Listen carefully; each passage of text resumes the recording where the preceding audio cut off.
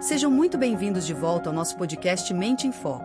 Temos como objetivo trazer curtas reflexões para quem busca clareza e mudanças práticas no dia a dia. Aqui, não nos perdemos em teorias longas. A ideia é trazer pílulas de pensamento que despertem novos olhares sobre sua mente, seus hábitos e seu desenvolvimento pessoal. Hoje, vamos falar sobre um tema que talvez more em silêncio dentro de muitas pessoas, aquele momento em que começamos a revisitar o passado. As escolhas que fizemos. E, principalmente, as que não fizemos. Às vezes, isso surge de forma sutil, em uma conversa com um amigo, ao ver uma foto antiga, ou numa noite mais silenciosa, quando os pensamentos ganham espaço. E então nos pegamos perguntando: e se eu tivesse seguido outro caminho? E se eu tivesse dito sim? E se eu tivesse ficado? E se eu tivesse partido? Os famosos "e se" da vida. Eles podem chegar como curiosidade ou como um lamento, como uma porta entreaberta que nunca chegamos a atravessar. E quando olhamos por essa fresta, nossa imaginação preenche o vazio com o ideal, como teria sido se tivéssemos feito aquela outra escolha.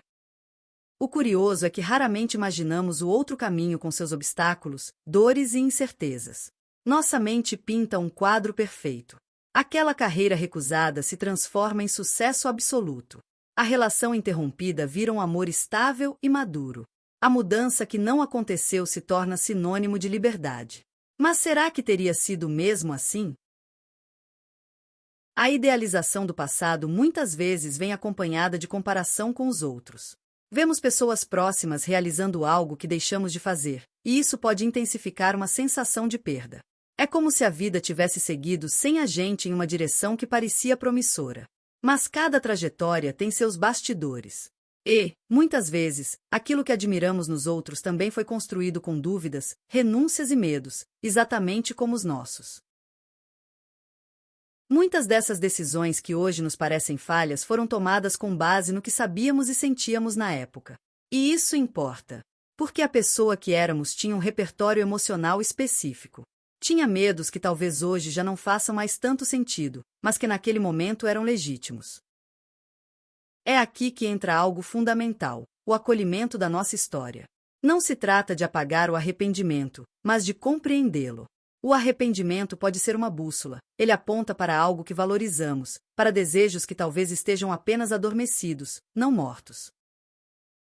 E se, ao invés de lamentar o que não vivemos, a gente pudesse escutar o que esse vazio está querendo dizer agora? Será que aquele sonho ainda existe, só que com outra forma? Será que aquela versão corajosa que não se manifestou lá atrás pode emergir hoje, com outros recursos, com mais maturidade? Muitas vezes nos agarramos à ideia de que já passou, que é tarde demais.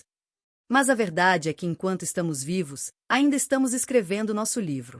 Talvez a página que ficou em branco naquela época seja, hoje, a inspiração para escrever uma nova história com mais intencionalidade. Não igual, não com as mesmas circunstâncias, mas com o mesmo desejo de significado. É também essencial fazer as pazes com nossas inseguranças do passado, aquelas que nos impediram de arriscar. Elas não eram defeitos. Eram tentativas de proteção.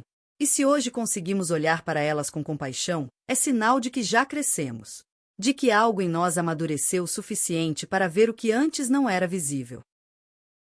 A pergunta que talvez fique é: as inseguranças que nos guiaram antes ainda nos prendem agora?